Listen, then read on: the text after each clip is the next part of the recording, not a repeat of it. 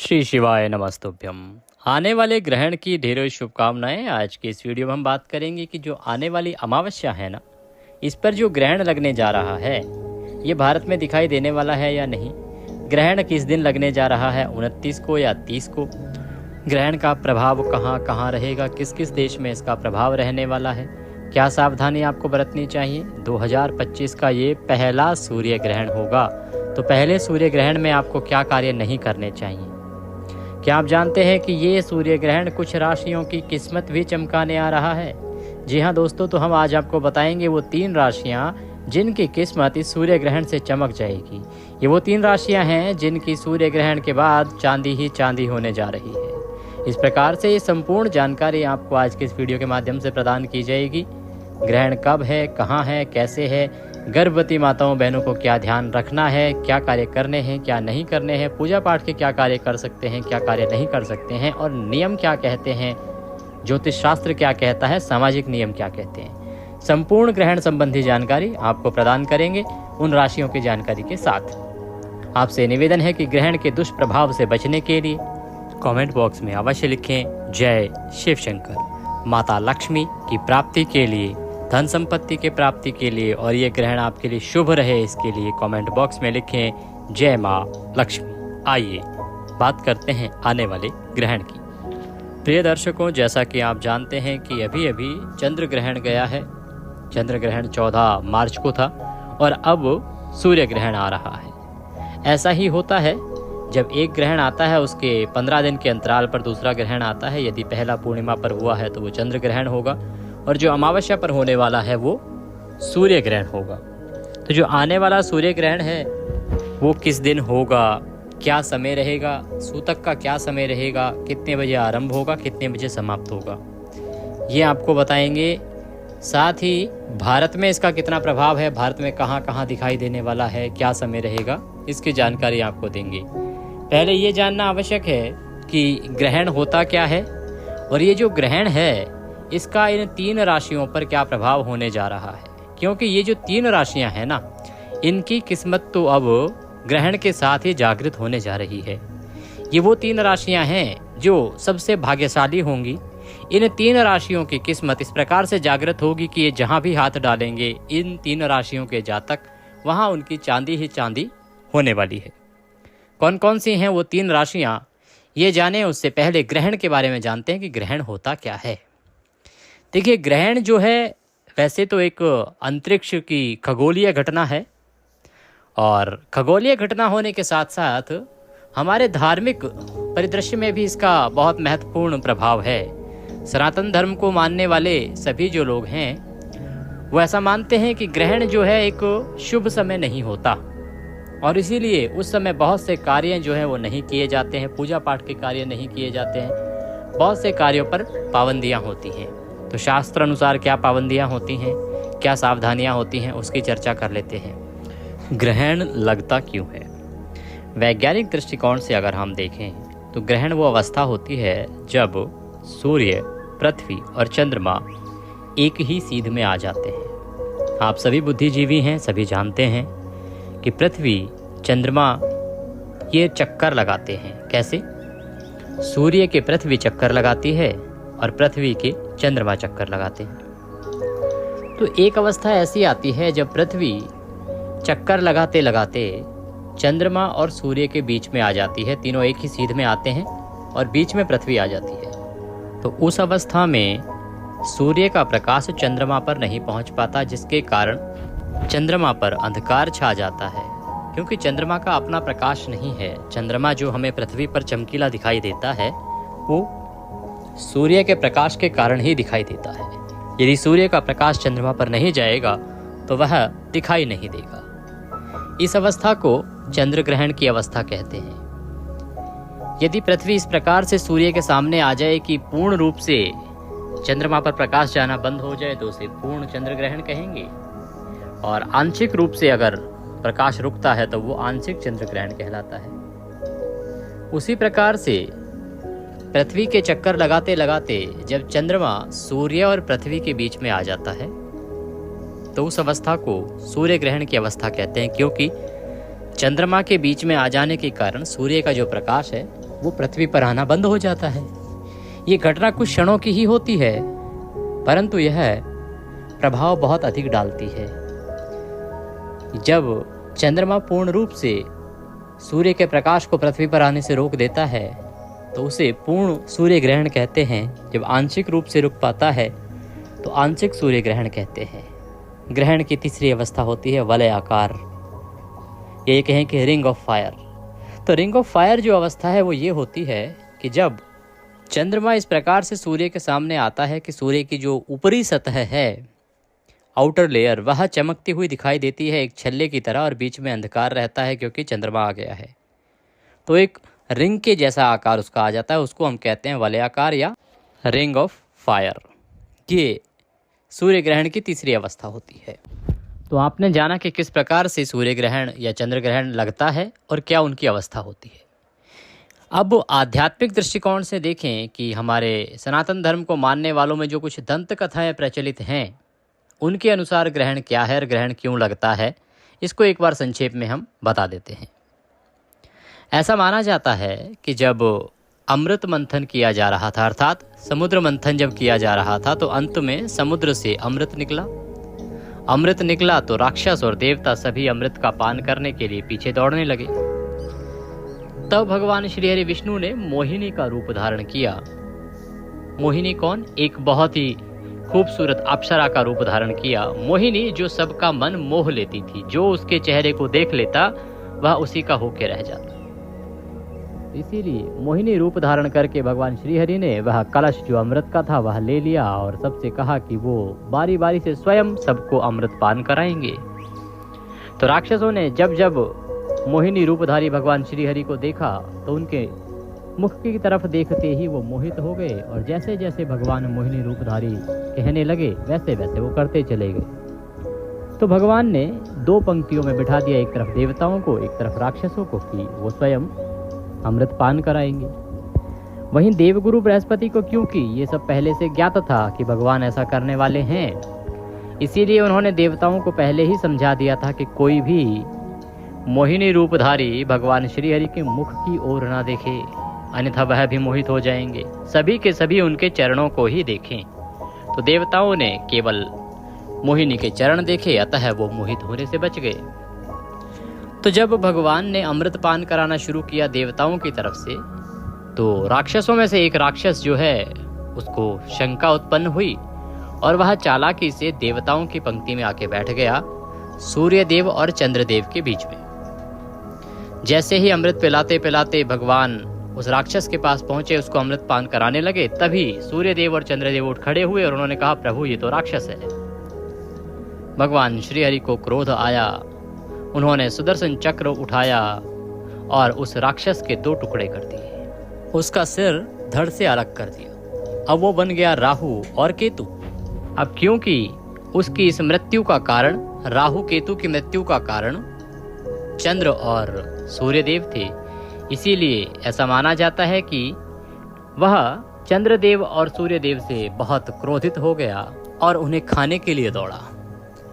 तो जब कभी वह कुछ पल के लिए सूर्यदेव को अपने मुख में रखता है तो सूर्य ग्रहण लगता है, और जब चंद्रदेव को रखता है तो चंद्र ग्रहण लगता है। हम आपको बताएं कि ये केवल एक दंत कथा है। ये सही है यहाँ तक कि अमृत पान हुआ था, अमृत का जो है खोज की गई थी, जो मंथन हुआ था, मंथन से अमृत निकला था, भगवान मोहिनी रूप धारण करके इन सबको अमृत पान कराया था, और राहु केतु का जन्म इस प्रकार से हुआ था। परंतु राहु सूर्यदेव और चंद्रदेव को मुख में रख लेते हैं, ये केवल कथाओं में ही प्रचारित प्रसारित है। पुराणों में इसकी जानकारी नहीं मिलती कि इस कारण ग्रहण लगता है। हम आपके बीच में ना, देखिए आपका ये जो चैनल है देवभूमि, हम विज्ञान क्या कहता है, हमारे ज्योतिष शास्त्र और पुराण क्या कहते हैं, उसके बारे में विस्तृत जानकारी देते हैं, डिटेल जानकारी देते हैं। जो कुरीतियाँ होती हैं या जो गलत तरीके से बातें समझाई जा रही हैं उनका खंडन करते हुए, जिससे कि हम सही चीज़ों को समझ सकें। तो हमारे पुराणों में ये नहीं लिखा है कि राहु जो है वो निगल लेता है सूर्य को या चंद्रमा को तब ये ग्रहण लगता है। ये केवल कथाओं में ही प्रचारित प्रसारित किया गया है, तो इससे आप बचिए। हम वैज्ञानिक दृष्टिकोण को मानते हैं कि ग्रहण तभी लगता है जब बीच में या तो पृथ्वी आ जाए या तो चंद्रमा आ जाए। आशा करते हैं आपको समझ आ गया होगा कि ग्रहण क्यों लगता है और क्या कारण होता है ग्रहण का। अब आपको बताते हैं कि ग्रहण के समय आपको क्या सावधानी बरतनी चाहिए। फिर आपको बताएंगे उन 3 राशियों के बारे में जिनकी किस्मत इस ग्रहण से चमकने जा रही है। देखिए, ग्रहण के समय में आपको कुछ मुख्य सावधानी ये बरतनी चाहिए कि जब सूतक लगता है ना, उससे पहले ही। सूतक कब लगता है? ग्रहण से 12 घंटे पहले सूतक लगता है, सूर्य ग्रहण यदि है तो। और यदि चंद्र ग्रहण है तो उसका सूतक ग्रहण से 9 घंटे पहले लगता है। समय आगे हम बताएंगे आपको कि एग्जैक्ट राइट टाइम क्या है जब सूतक लगने जा रहा है। सूतक लगने से पहले आपको अपने खाने पीने की जो वस्तुएं हैं ना, उस सभी में कुशा डाल देनी चाहिए। कुशा कहते हैं, कुश कहते हैं। ये एक तंतु होता है एक प्रकार का, जिसे पूजा पाठ में प्रमुख रूप से प्रयोग किया जाता है। इसकी विशेषता ये होती है कि ये जहाँ पर भी रहता है वहाँ हानिकारक जीवाश्म को ये सोख लेता है, नेगेटिव एनर्जी वहाँ पर रह नहीं पाती है। इसीलिए खाने पीने की वस्तुओं में यदि आप इसको डाल देंगे तो जो ग्रहण का दुष्प्रभाव है वो उन खाने पीने की वस्तुओं में नहीं आएगा। हानिकारक जो जीवाश्म है वो उसमें नहीं पनप पाएगा। ये आपको कार्य सबसे पहले करना चाहिए। ग्रहण के समय बाहर निकलने की मनाही होती है। आकाश की ओर आपको नहीं देखना चाहिए। बिना किसी सावधानी के, बिना किसी प्रोटेक्शन के आपको ग्रहण को भी नहीं देखना चाहिए। जितना हो सके घर के अंदर रहें। यदि ऑफिस पे हैं तो कार्यालय के अंदर रहें। जब तक बहुत आवश्यक ना हो खुले आसमान के नीचे ना रहें। ग्रहण के समय आप या तो घर के अंदर रहें या अपने ऑफिस के अंदर रहें। ग्रहण जब समाप्त होगा तो ग्रहण समाप्त होने के बाद स्वयं स्नान करें, पूरे घर की साफ सफाई करें, पूरे घर में गंगा जल छिड़किए और उसके बाद ही आप शुद्ध भोजन बनाइए और शुद्ध भोजन सबको खिलाइए। घर का जो मंदिर होता है उसके भी कुछ नियम होते हैं। यदि आपके घर में मंदिर है तो सूतक लगने से पहले ही भगवान की आरती आदि जो क्रिया है उसको करने के बाद पर्दे बंद कर दीजिएगा। जैसे ही ग्रहण का सूतक लगेगा मंदिर के पर्दे बंद हो जाएंगे। मंदिर जो है इस समय बंद रखा जाता है। किसी प्रकार की पूजा पाठ नहीं की जाती है मंदिर में। भोग भी यदि लगाते हैं तो वो भी नहीं लगेगा। कुछ लोग यदि लड्डू गोपाल जी अपने घर में रखते हैं तो उनको भी ध्यान रखना चाहिए कि ग्रहण के समय लड्डू गोपाल को भी भोग नहीं लगाया जाएगा। मंदिर के पूरी तरह से पर्दे रहेंगे और मंदिर बंद रहेगा। जितने भी बड़े बड़े मंदिर भी हैं तो वो भी बंद ही रखे जाते हैं। इस प्रकार से ग्रहण के समय आपको अपना पूजा पाठ का क्रियाकलाप करना है। जितना हो सके इस समय में, जब ग्रहण चल रहा हो ना, उस समय में जितना हो सके भगवान की भक्ति करें, मंत्रों का जाप करें, धार्मिक पुस्तकें पढ़ें, पाठ करें, हनुमान चालीसा पढ़ें, सुंदरकांड पढ़ें, शिव चालीसा पढ़ें, उनके मंत्रों का जाप करें। सर्वोत्तम रहता है कि आप सूर्य देव की आराधना करें। ग्रहण के समय सूर्य देव की जितनी आप आराधना करेंगे, उनके मंत्रों का जितना अधिक जाप करेंगे, वो उतना ही अधिक फलदायी होगा। इसको बहुत उत्तम माना जाता है कि आप ग्रहण के समय में सूर्य देव की आराधना करें, उनके मंत्रों का जाप करें। इसके अतिरिक्त आप गीता का पाठ कर सकते हैं, रामायण पढ़ सकते हैं, या बहुत सारे धार्मिक पॉडकास्ट भी आजकल उपलब्ध हैं इंटरनेट पर, तो वो भी सुन सकते हैं। इस प्रकार से आप अपने ग्रहण के समय को व्यतीत कीजिए। एक विशेष रूप से बात बताना चाहेंगे कि ऐसा नहीं है कि ग्रहण है तो ग्रहण के समय आप अपने सारे काम छोड़ देंगे। आपको काम यथावत ही करने हैं। आपके जो घर के काम हैं, घर के कामों को कीजिए। जो ऑफिस जाते हैं, ऑफिस के काम करेंगे, कार्यालय के काम करेंगे। ऐसा नहीं होता कि ग्रहण के समय आप सारे काम छोड़ के बैठ जाएं। लेकिन यदि आप घर में हैं, फ्री समय है आपके पास, तो उस समय में आप इस प्रकार से उसको व्यतीत कीजिए, भक्ति करते हुए उसको व्यतीत कीजिए, सोइएगा नहीं। ये थी जानकारी कि आपको सामान्य जन को किस प्रकार से ग्रहण व्यतीत करना चाहिए। अब बात करते हैं जो गर्भवती माताएं बहनें हैं ना, उनको ग्रहण का समय कैसे व्यतीत करना चाहिए। वो कौन से कार्य हैं जो उनको ग्रहण के समय नहीं करना चाहिए। क्योंकि हमारे समाज में ग्रहण को लेके गर्भवती माताओं बहनों को बहुत अधिक सावधान रहने की सलाह दी जाती है। हम भी सावधान रहने की सलाह देंगे, लेकिन हम कहेंगे कि डरना नहीं है। ग्रहण कोई डरने की चीज़ नहीं है। ये एक वैज्ञानिक प्रक्रिया है, खगोलीय प्रक्रिया है, जो अंतरिक्ष में हर समय के अंतराल पर घटित होती ही है। तो इससे आपके गर्भस्थ शिशु को कोई हानि होने वाली है ऐसा नहीं है, जब तक कि आप कोई गलती ना करें। आपको ऐसी कोई गलती नहीं करनी है और डरना नहीं है। तो जो गर्भवती माताएं बहनें हैं उनको क्या करना चाहिए। जो सामाजिक प्रक्रिया चली आ रही है उसमें उनको सलाह दी जाती है कि इस समय में आप कटाई, बुनाई, छनाई का काम ना करें। अर्थात काटने बुनने का जो कार्य है ना, चाकू, छुरी या बुनाई करने की सिलाइयाँ, नुकीली चीज़ें, धारदार चीज़ें, इन सब से आपको दूर रहना चाहिए। इन सब से संबंधित कोई भी कार्य आपको ग्रहण के समय में नहीं करना चाहिए। ग्रहण के समय में गर्भवती जो महिलाएं हैं उनको खुले आसमान के बीच नहीं रहना चाहिए, उनको घर के अंदर रहना चाहिए। और आज के समय में क्योंकि महिलाएं भी वर्किंग होती हैं तो आप कार्यालय के अंदर रहें। यदि गर्भवती हैं तो आपको और अधिक सावधान रहने की आवश्यकता है। सावधान रहने की आवश्यकता इसलिए भी है कि ग्रहण है, इसलिए भी है कि कहीं गलती से कोई ऐसी घटना घटित ना हो जाए जिससे कि आपके गर्भस्थ शिशु को कोई हानि हो, इसलिए भी आपको सावधान रहने की आवश्यकता होती है। ग्रहण के समय आपको सोना नहीं होता है।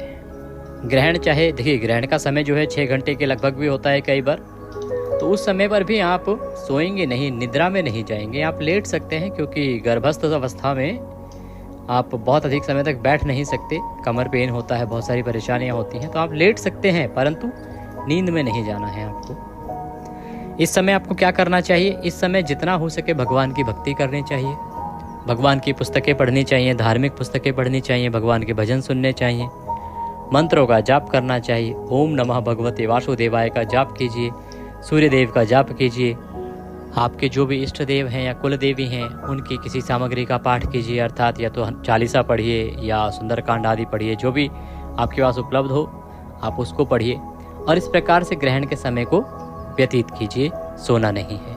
खाने पीने की बात करते हैं। देखिए, यूँ तो ग्रहण के समय खाने पीने की मनाही होती है, परंतु समय बहुत लंबा होता है और जो गर्भवती माताएं बहनें होती हैं ना, उनको बहुत लंबे समय तक भूखा नहीं रखा जा सकता, अन्यथा उनके गर्भस्थ शिशु को हानि हो सकती है। इसीलिए उनको खाने पीने की वस्तुएं दीजिए, पर सावधानी रखिए कि साफ सफाई का ध्यान रखें, किसी प्रकार की अशुद्धि उसके अंदर ना जा पाए और किसी प्रकार का हानिकारक जो जीवाश्म है वो उसके अंदर ना जाने पाए। इस प्रकार से थोड़ा थोड़ा उनको खाने को देते रहिए। सामान्य जन को भोजन ग्रहण आरंभ होने से पहले ही कर लेना चाहिए। ग्रहण के समय भोजन नहीं किया जाता है, ग्रहण के समय भोजन करना वर्जित बताया गया है। इस प्रकार से ग्रहण का समय आप व्यतीत करेंगे। ग्रहण समाप्त होने के बाद आप घर की साफ सफाई करके, जो आपको क्रियाकलाप बताए हैं कि गंगा जल आदि छिड़क के मंदिर की साफ सफाई करके मंदिर में आरती कीजिए, धूप बत्ती कीजिए, भोग लगाइए और आप दैनिक कार्यों को कीजिए। ग्रहण समाप्ति के बाद आपको दान अवश्य देना चाहिए। ग्रहण का जो दान है वो श्रेष्ठतम दानों में से एक माना जाता है। इसीलिए इस दिन आप गरीबों को खाना खिलाएं, गरीबों को दान दें, ब्राह्मण को दान दें, इसका फल बहुत अधिक है। दान में क्या दें? आप भोजन खिला सकते हैं, भोजन करा सकते हैं, खाने पीने की वस्तुएं दे सकते हैं, दूध आदि दे सकते हैं या अन्य सामग्री फल आदि दे सकते हैं, बिस्किट आदि दे सकते हैं और कुछ सामग्री यदि आप देना चाहते हैं तो वह भी दे सकते हैं, परंतु जितना हो सके दान आपको अवश्य ही करना चाहिए। ग्रहण का दान महादान कहा जाता है। आशा करते हैं ये चीज़ भी आपको समझ आ गई होगी कि आपको क्या करना है, क्या नहीं करना है और गर्भवती माताएं बहनें क्या करेंगे, क्या नहीं। अब बात करते हैं कि वो कौन सी 3 राशियां हैं जिनकी किस्मत इस ग्रहण से चमकने जा रही है, जिनकी चांदी ही चांदी होने जा रही है। आइए बात करते हैं पहली राशि। पहली राशि है मेष राशि। मेष राशि के जो जातक हैं इनके लिए साल का जो पहला सूर्य ग्रहण है ना, ये बहुत ही भाग्यशाली साबित होने जा रहा है। अगर आपके क्रियाकलाप सही रहे तो ये आपके लिए बहुत ही भाग्यशाली साबित हो सकता है। इस राशि के लोगों को हर काम में सफलता मिलने के योग बन रहे हैं। इस दौरान आपकी आमदनी बढ़ सकती है। जो इस राशि से संबंधित जातक हैं उनकी आमदनी बढ़ सकती है। आर्थिक स्थिति जो पहले थी उससे बेहतर होने के आसार यहाँ पर दिखाई दे रहे हैं। अगर आप नया वाहन खरीदने की सोच रहे हैं ना, आप काफ़ी समय से विचार कर रहे थे कि आपको कोई गाड़ी लेनी है, नया वाहन लेना है, तो ये इच्छा आपकी इस समय पूरी हो सकती है। आपके लिए अनुकूल माहौल बनता दिख रहा है। अगर कोई ऐसे जातक हैं जो विदेश जाना चाह रहे थे या प्रयास कर रहे थे काफ़ी समय से, परंतु उनकी विदेश जाने की इच्छा पूरी नहीं हो पा रही थी, किसी न किसी कारण से उनकी विदेश जाने की जो इच्छा है वो अधूरी रह जाती थी और वो बनते बनते अटक जाती थी, तो इस समय विदेश यात्रा के भी अच्छे योग बन रहे हैं। आपकी विदेश जाने की जो इच्छा है वह भी पूरी हो सकती है यदि आप परिश्रम करते रहेंगे तो। दूसरी राशि की ओर बात करते हैं, कर्क राशि। कर्क राशि की भी चांदी ही चांदी होने वाली है। ये ग्रहण उनके लिए भी बहुत ही शुभ होने वाला है। कर्क राशि वालों के लिए जो ग्रहण है इसके योग शुभ बन रहे हैं। इस दौरान अचानक धन लाभ होने की संभावनाएं जो है वो दिखाई दे रही हैं। हो सकता है कहीं से अचानक से इनको धन प्राप्त हो जाए, धन का लाभ हो जाए, चाहे वो रोजगार में हो, व्यवसाय में हो या किसी और अन्य क्षेत्र से हो, परंतु अचानक धन मिलने की संभावनाएं दिख रही हैं। किसी पुराने निवेश से फायदा मिल सकता है।